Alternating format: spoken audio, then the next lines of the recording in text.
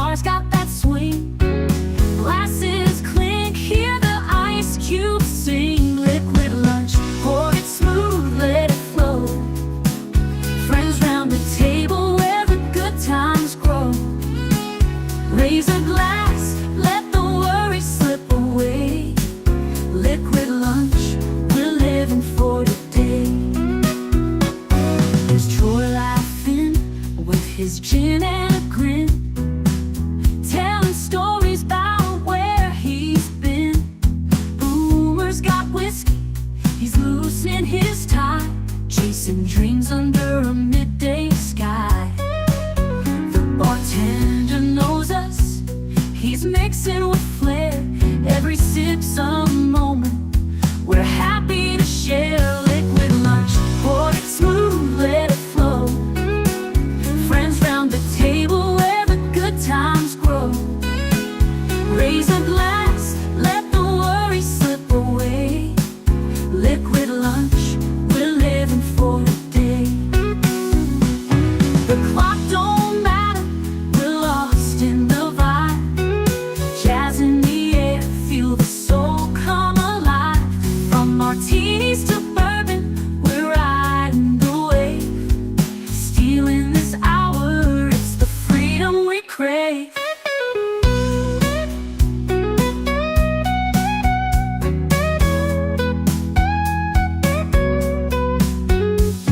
The sun's still shining, but we're in our zone. This bar's our shelter, our temporary home. One more round before the world calls us back. Savor the moment, keep the blues in the rack. We'll laugh and we'll toast till the afternoon fades. Memories made in these liquid escapades. Liquid lunch, pour it smooth, let it flow. Friends round the table where the good times grow. Raise a glass, let the worries slip away. Liquid lunch, we're living for today.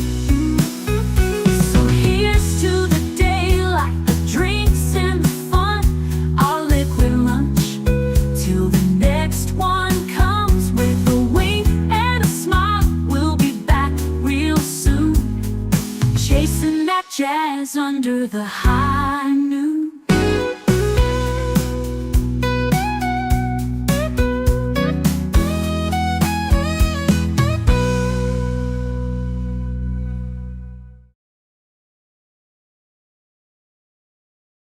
Salute and welcome to the weekend. Yes, liquid lunch on Friday constitutes the start of the weekend because if you are working, you are just watching the clock for the rest of the afternoon until the weekend starts.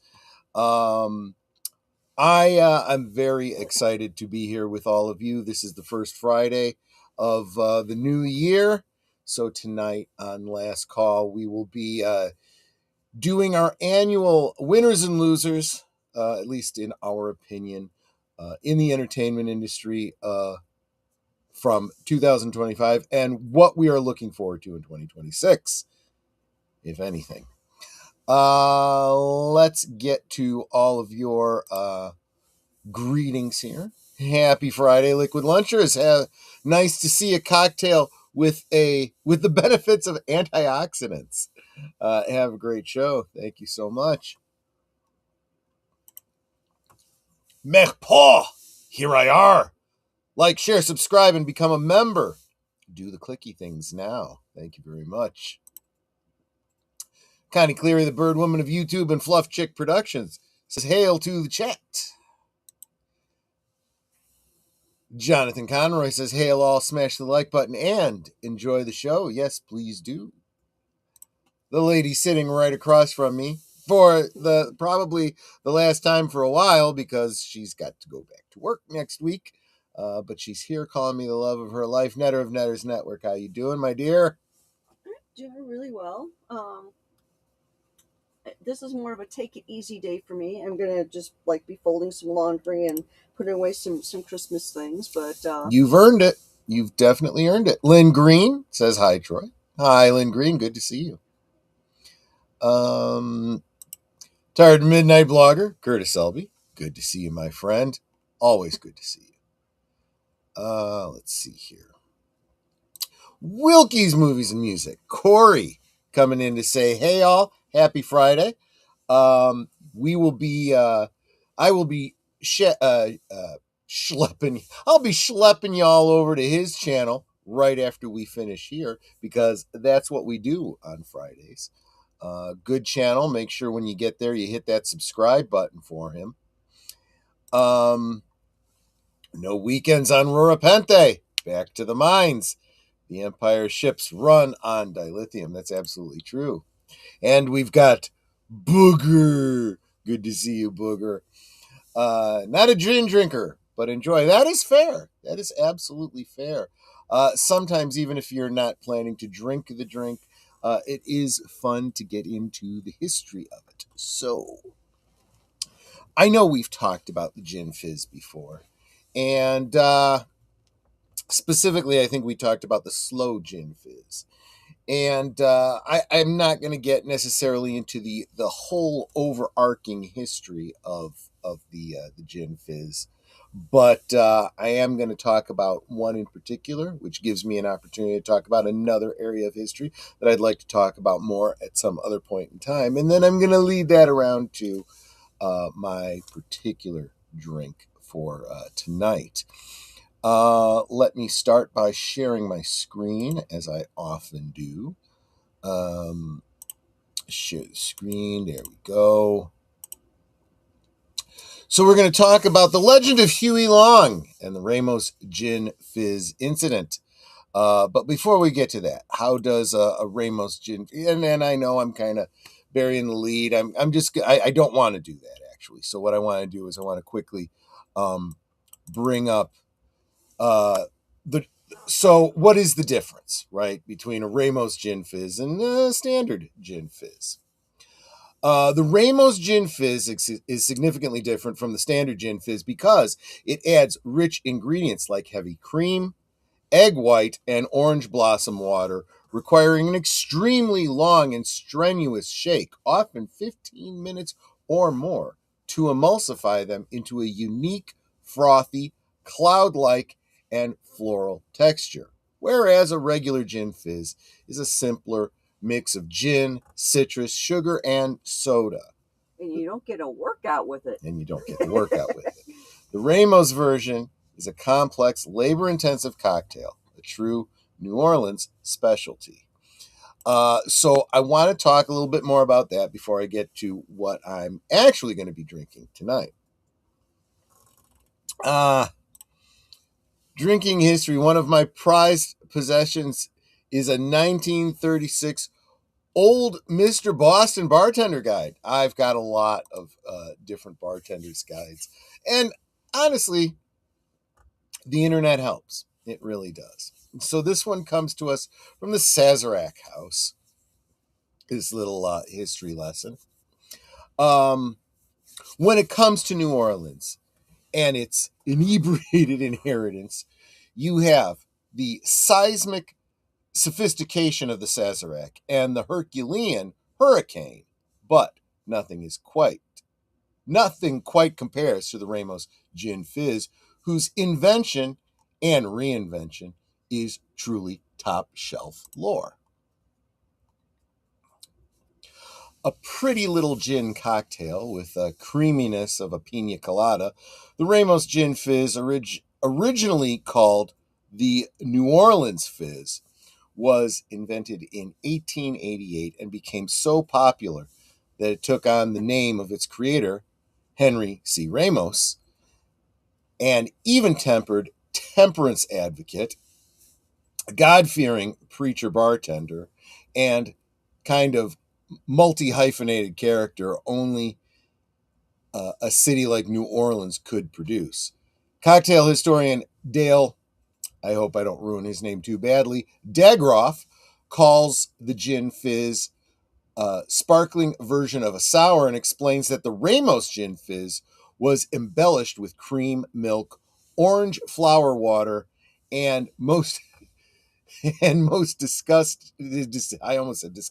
distinguished by the strenuous shake required to render all that creaminess. To be sure, some recipes estimate a good 2 to 10 minutes, while others place it much higher and exhaustingly upwards of that number. Just think about that. You're sitting waiting for your drink, and your bartender is shaking for 10, 15 minutes. You know, they make machines for that now. Just saying. Just saying. It's like, is he having fun while he's doing it? Probably not. We'll get more into that because it wasn't just one bartender either.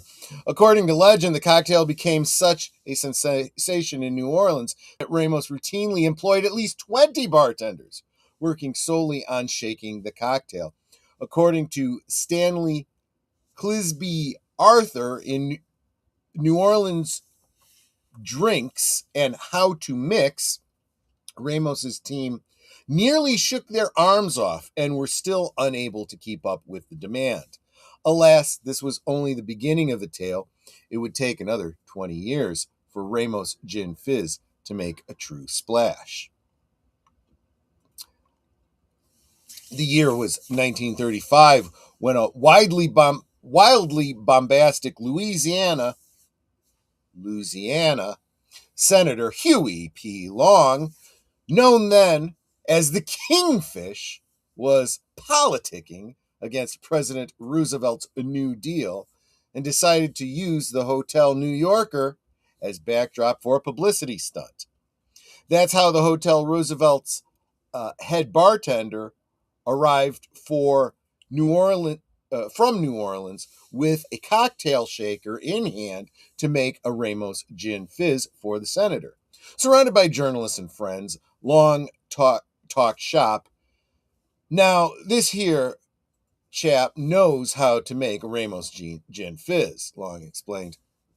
And Mixie did, as Long expounded to an ever-growing crowd, contrasting the fine points of the fizz to the dull points of Roosevelt's plan, calling the president no good and a faker.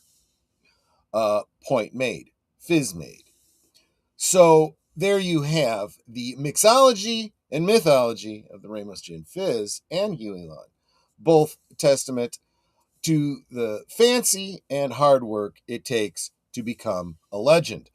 If you don't know who Huey Long is, I highly recommend you look into it. I'm sure I will talk about him more in the future, but I would cross-reference with Huey Long American populism.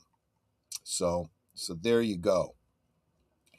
And let me go back to my main stage here, and I wanted to talk about what I am actually drinking myself today. So I am making myself a pomegranate gin fizz.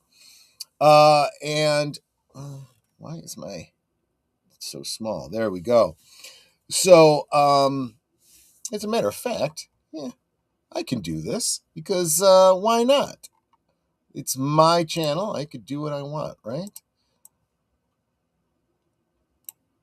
This is, whoops. Hold on a second. Go live there. But we don't really need to, that's the chat. Hello, chat. Let's take a look at the drink that I'm drinking. I'm literally showing you the description below. So the Pomegranate Gin Fizz, 1.5 ounces of pomegranate juice, a half ounce of lemon juice, 75 ounces simple syrup, 1 egg white, 1 ounce soda water or club soda, a garnish with a rosemary sprig or pomegranate arils. You know, that's the seeds, you know. Combined ingredients, add gin, pomegranate juice, simple syrup, and egg white to a cocktail shaker. For a dry shake, shake vigorously without ice for about 15 seconds to emulsify the egg white and create foam. For a wet shake, add ice to the shaker and shake again for another 30 seconds until well chilled. Double strain using a Hawthorne strainer and a fine mesh sieve into a chilled glass to remove ice shards and any solids. Top the garnish. Gently top with soda water, and garnish as desired. Serve immediately. There you go. There you go. So that is my take on it for tonight. Why? Well, I do like the idea of the Ramos Gin Fizz. However, I feel like at New Year's, we're still in the holiday season. And that's another part of it, right? That creamy drink, I think goes really, really well with the holiday season. But, pomegranates, I associate those with Christmas. Maybe that's something that I got from my grandmother, but I like the taste, and so I combined the two. So there you have it. I would love to know what you folks are drinking for tonight. In a very short order, I am going to get to the promos for this week, and there you will notice one glaring absence, and that is my much lauded and talked about Doctor Who watch party for late night Sunday will not have a promotion today. As proud as I am of the teaser trailer that I created for it, I do not feel like giving away all the revenue from this stream just to bring that to you. So there is a short out there going around of it that isn't monetized anyway, so it doesn't matter. But sadly, you will notice that the last two liquid lunches have been made private because I refuse to generate any more revenue for whoever it is who now thinks they own the rights to the sound of keys being dragged over piano wires. I kid you not. I kid you not. That is what we are dealing with here on the YouTubery. Deeper dive coming very soon with other YouTubers in collaboration. Having said that, though, and because I do want to honor my intent of keeping the Friday streams just a little bit shorter so that we have plenty of time to get over to Corey's, I'm going to go ahead and get the promotions that I can play for you up right now. We'll come back and talk some more on the other side of that. Be right back. You are watching Liquid Lunch, streaming every weekday at noon Central, 1 p.m. Eastern. Let's sip together. This week on Big Al Presents Films with Friends, a girl is sent to live with her ruthless stepfather in 1944 Spain. During the night, she meets a fairy who takes her to an old faun. He tells her she's a princess, but must prove her royalty by surviving 3 gruesome tasks. Join us for the 2006 dark fantasy film by Guillermo del Toro, Pan's Labyrinth, this Saturday at 9 Central, 10 Eastern on Big Al Presents.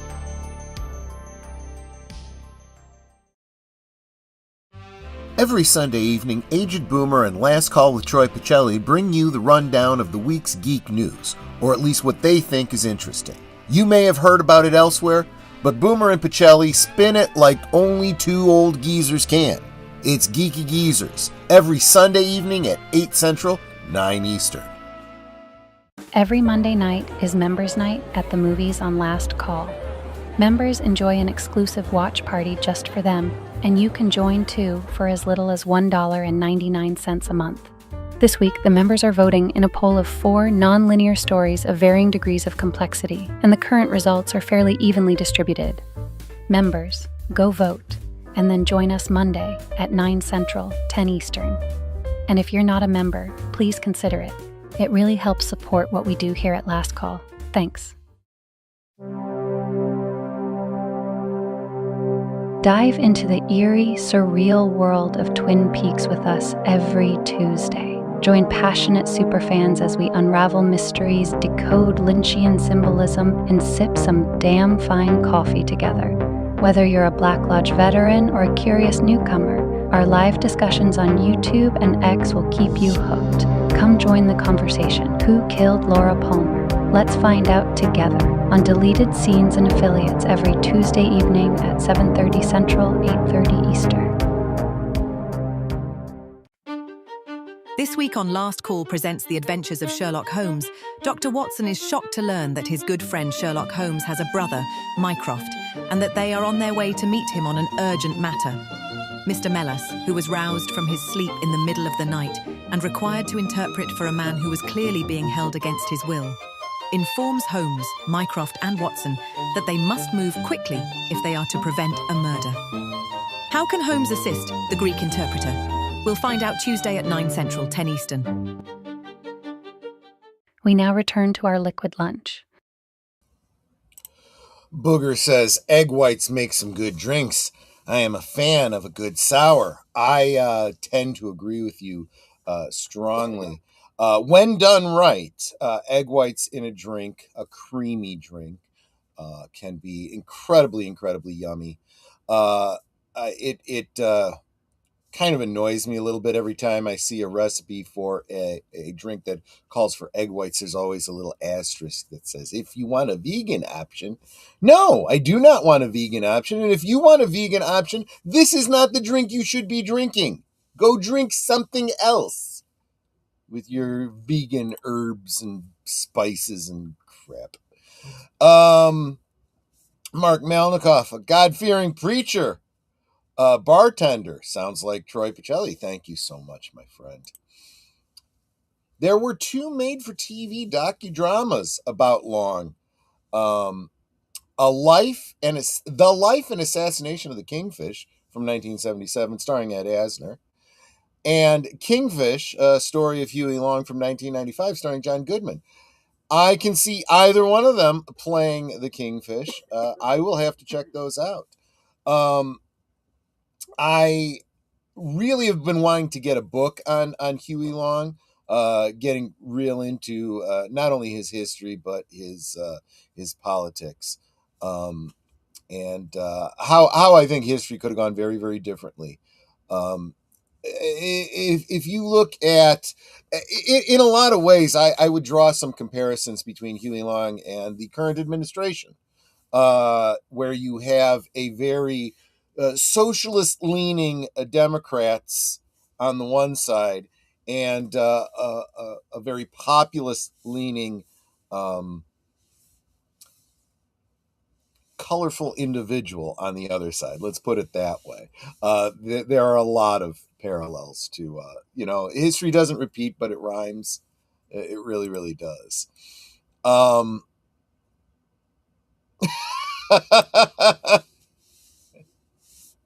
I love you, Sophia. You don't need to run through the labyrinth to be my princess.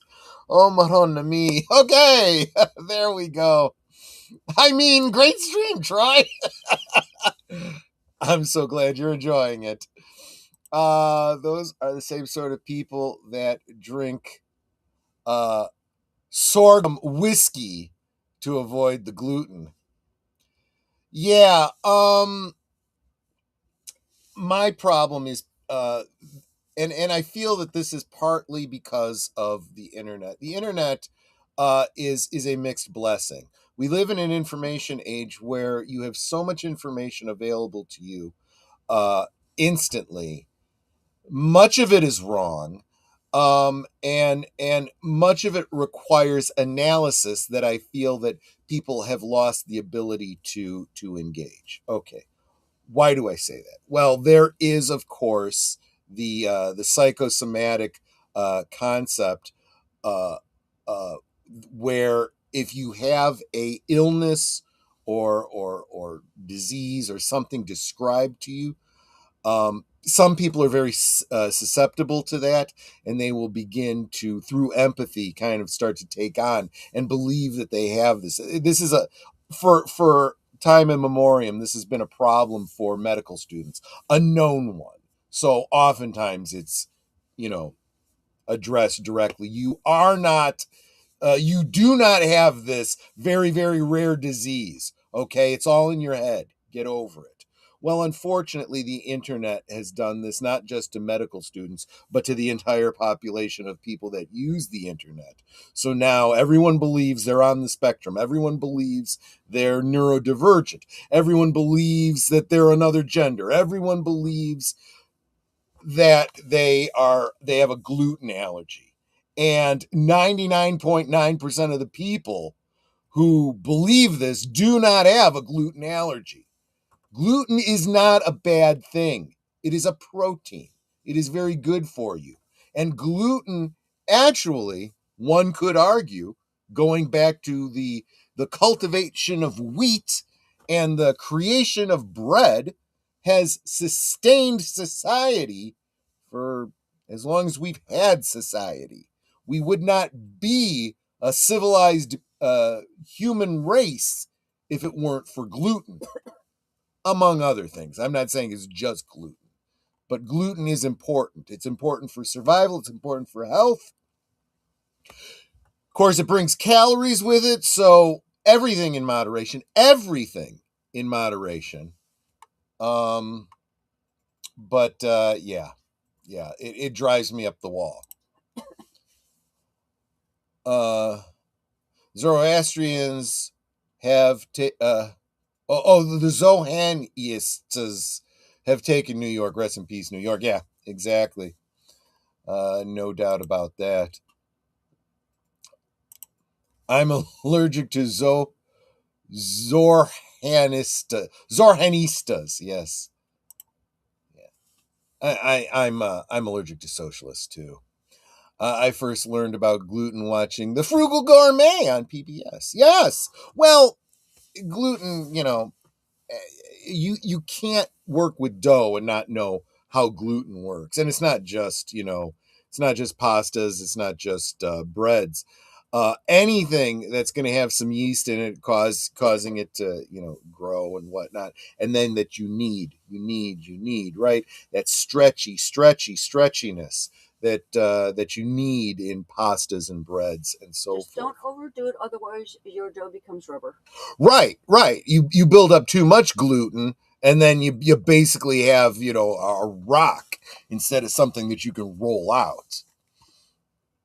Allergic. I'm allergic to bologna. I know, right? That's the polite word for it. Bologna. That's a whole other ball of wax, right? Because a Bologna, in Italy, there is a particular sausage that we refer to as bologna. It is an Americanized version of a mortadella. Excuse me, my Chicago Italian tends to come off, and I lazily drop the vowels on the ends. Shouldn't do that. That's lazy. Maybe I was being polite instead of saying bullshit. Well, yes, but you got me. I also haven't eaten anything solid yet, so I'm thinking food. Gluten, the cement that binds us all together. See what I did there? Yeah, you did. You're absolutely right. I hadn't really thought about that. It binds the bread together, and it binds our society together. At least it did. Ooh, my little hungry one. Open up a package of my bologna. Yeah, there you go. My bologna has a first name. It's OSCAR. This is not a sponsored stream, although I really wish it was. I'll tell you. But yes, so tonight, last call, New Year's wind down. Sunday night, first episodes of Doctor Who ever, starting with The Unearthly Child. Let me take a look and see if oh,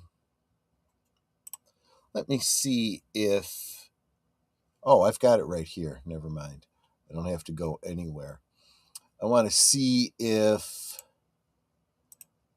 how the poll is going for the members on Monday. So that poll that Sophia mentioned earlier. Wow. It's even more neck and neck than I had thought. Currently, we have a 3-way tie between Vantage Point, Tenant, Sliding Doors, with Primer coming in a few votes behind them all.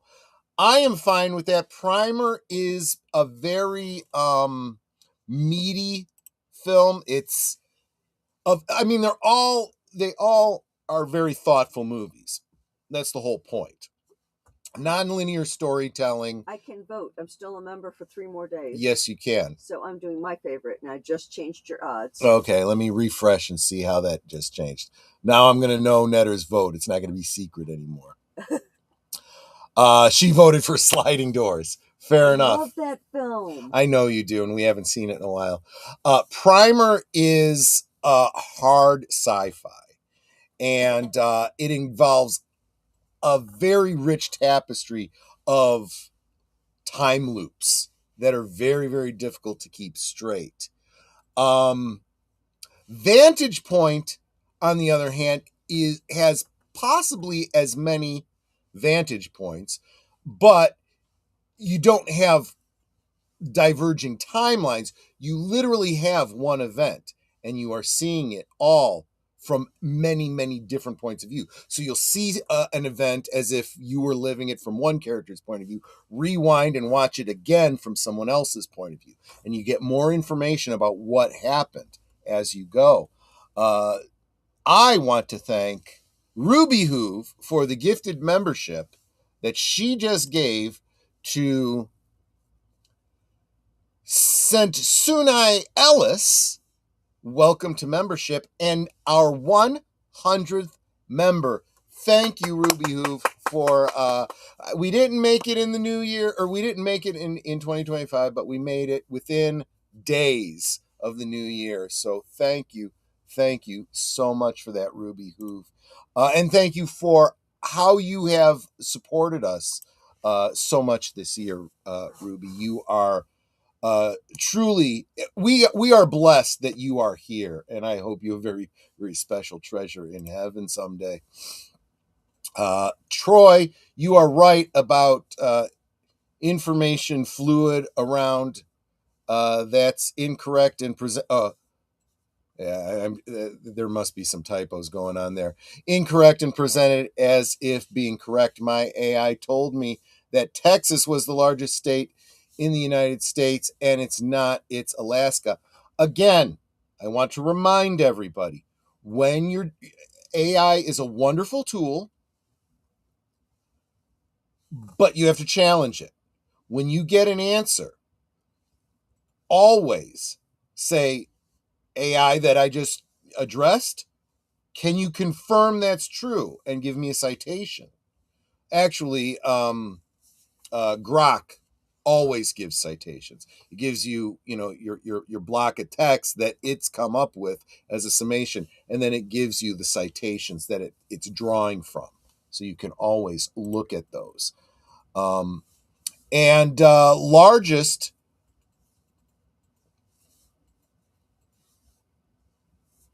I'm going to say, well, we know Alaska is much larger, but it's less populous dense. And which one spans more time zones? It could also be orientation that makes a difference.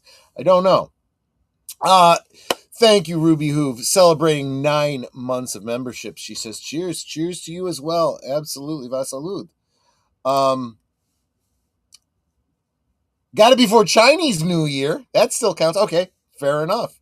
Especially with the fact that probably China is probably responsible for most of the problems we're having here on YouTube these days. Chinese New Year, just a little fun fact, lasts like a month. Yeah, they celebrate longer their New Year than we celebrate Christmas. Now, it's crazy. Another fun fact. I used to work in publishing, and our publication was owned by a Chinese company. And I found out from someone that worked for the company that what happens is Chinese New Year, all the workers basically quit. They got their earnings, for the month or whatever. They quit. They go off, spend all their money, and the company ends up hiring all new people because these people quit because they think, oh, okay, I got my paycheck, I'm rich now, until they blow it all and then have to come back begging for another job. Curtis Selby says AI makes up its own legal precedents. Yes. And if you're using AI in a trusting way and putting your professional name on the line, that's not a smart thing to do. There's a lot of lawyers and paralegals that have lost their jobs because they let AI write legal briefs based on Fugazi, made up references. Yep. They did not check their work. Ruby, who, thank you again for another gifted membership. I find this one to be ironic. It goes to Charlotte Nystar the Werewolf. Welcome back to membership, Charlotte. You will now see your name in not today's credits, but tonight's credits, now that you have returned to memberships. Huh? She's making sure you're over that 100. I know. Thank you so much, Ruby. Yes, because the YouTube chicanery is terrible. I don't think you were here for the New Year's Eve countdown, Ruby, but I had a number of people dropping a bunch of gifted membership, and just like the way yours come up, it would say that you gave a gifted membership, and then it would show who the gifted membership went to. The last couple of the night, including gifted memberships that I gave from, for my own channel, did not come up. It said, so-and-so gifted however many memberships, but did not show who those people were. And I don't believe that I actually got those members. Otherwise, I would have cleared the 100 mark by a long number. You got to get back to work. Take care. Hope to see you tonight for last call. And I wanted to bring up, Booger had a comment about Alaska. Alaska doesn't count. It is basically Eastern Russia or Western Canada. Well, put a pin in that one. Put a pin in that Western Canada thing. We might be joining up with Alaska. We might be joining Alaska to the mainland before too long. We'll see. Wait, are you saying that Duck versus Rabbit was not a SCOTUS decision? I would not be surprised to see Warner Brothers end up in front of SCOTUS for something.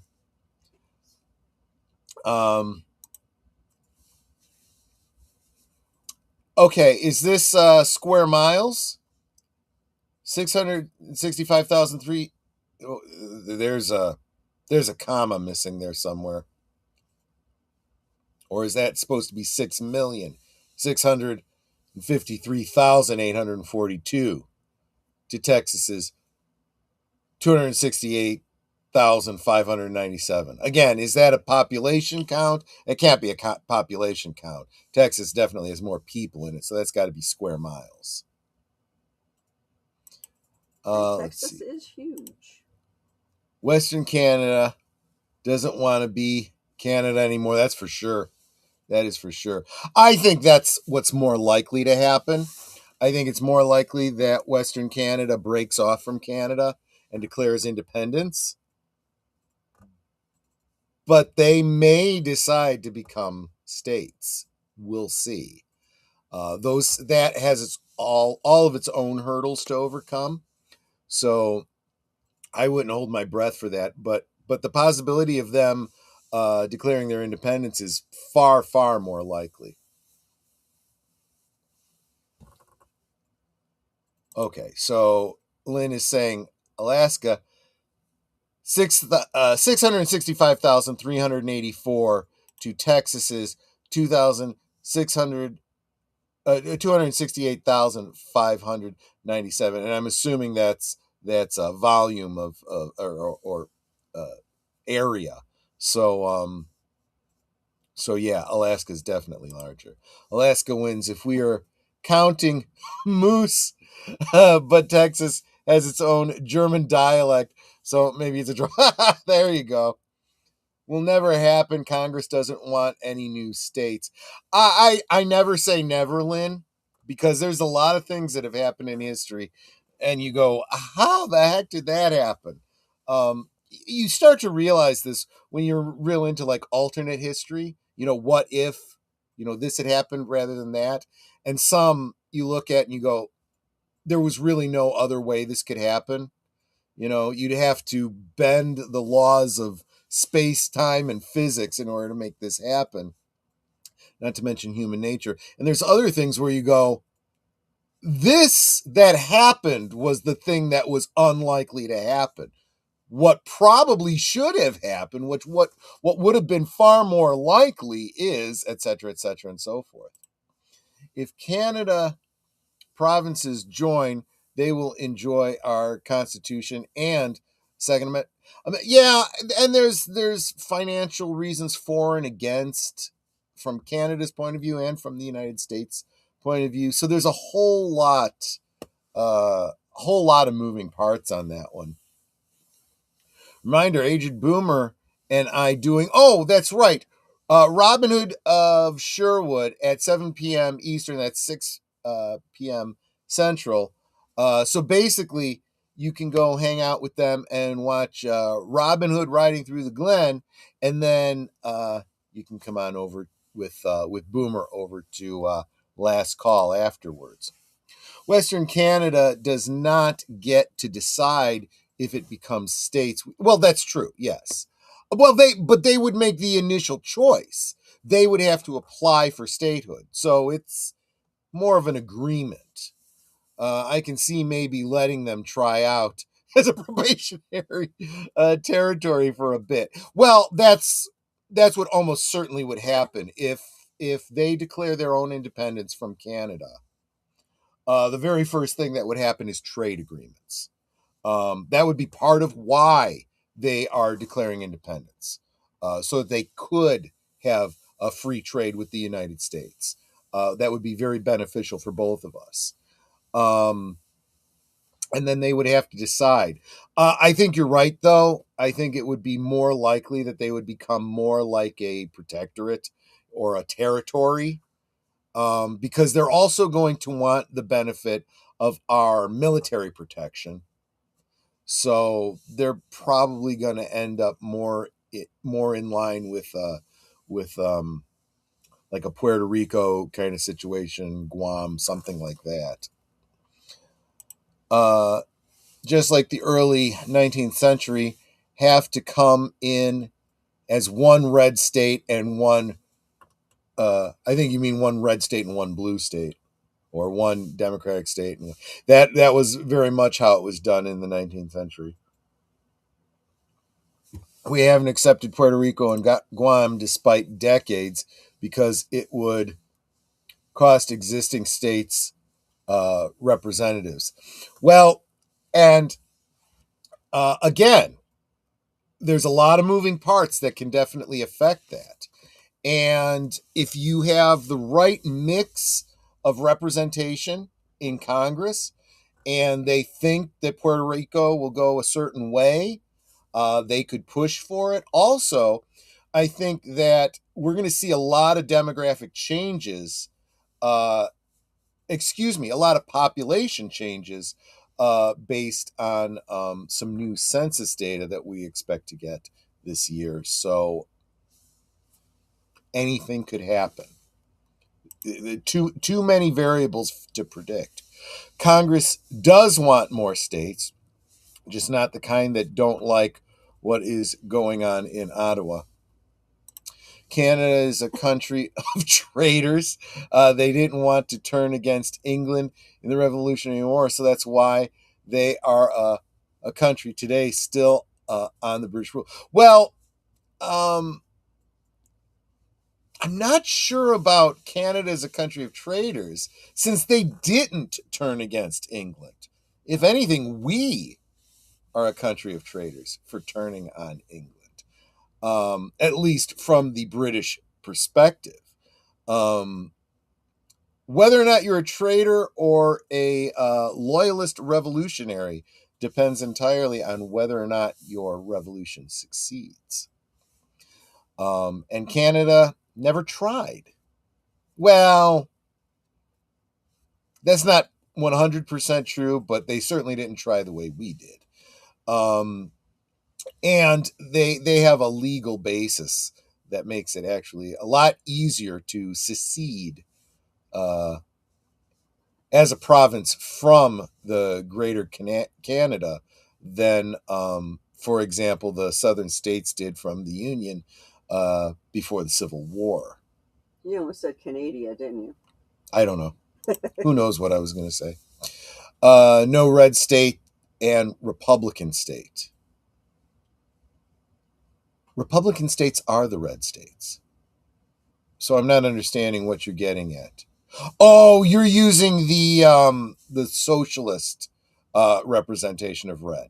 Okay, well, you've got to be clear about that, because when you use a term that is ambiguous in its context, you've got to explain what you mean. There's no reason to make them states. Tax dollars. Tax dollars are a really good reason. And of course, you can't have taxation without representation, so they would want to have a say in our government.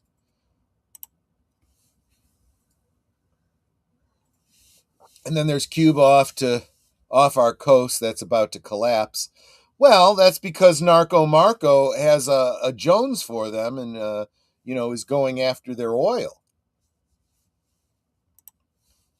We let these rogue agents in our government dictate foreign wars for their own personal reasons. It looks like Spain 5 centuries. It took Spain 5 centuries to win back their nation. Transylvania and Austria-Hungary fought hard to keep the Turks back. That's absolutely right. That is absolutely right. People forget why the Crusades happened.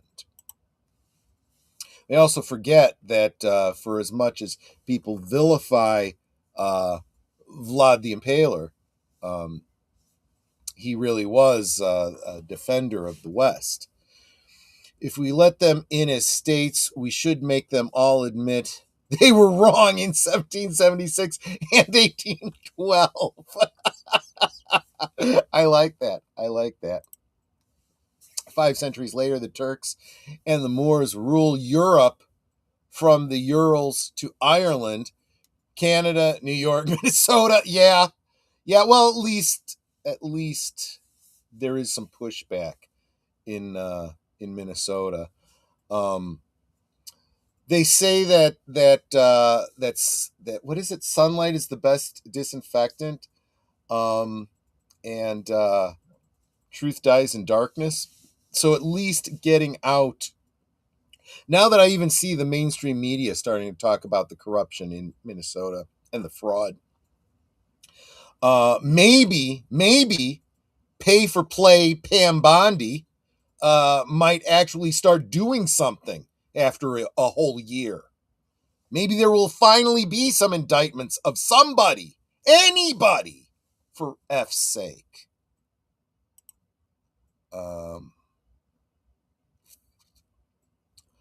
I wonder why the media decided Republican equals danger, because they're socialists. It's funny, the socialists, the commies, the National Socialists, the fascists tend to call everyone else by those names. Can't reduce it to tax dollars. That's absolutely true. Cuba, China, Venezuela. Exactly. Yeah, people need to start looking closer at this whole Venezuela thing. There's a lot more going on, and it has to do with Cuba and China and Narco Marco. Just saying. Yeah, that's true, but the difference between an embargo against products coming in and not buying their cigars and cutting off all oil to the country are two hugely different situations. Anyway, I think we've gotten completely off topic, and if I don't wrap it up really soon, I can't say that we ended early so that we could get over to Wilkie's Movies and Music. So, guys, I want to thank you so much. I am looking forward to hanging out with you tonight for the first last call of the new year, where we say goodbye to the old year.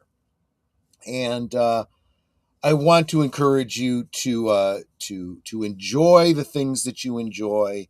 Don't let anyone tell you that you can't or you shouldn't. Be your own person. I know I'm preaching to the choir here, but I still have to do it. Thank you again for all of your support. Take care of yourselves. Stay hydrated, drink responsibly, and I'll see you on the next one. Pa salud. Goodbye. Hope to see you again real soon.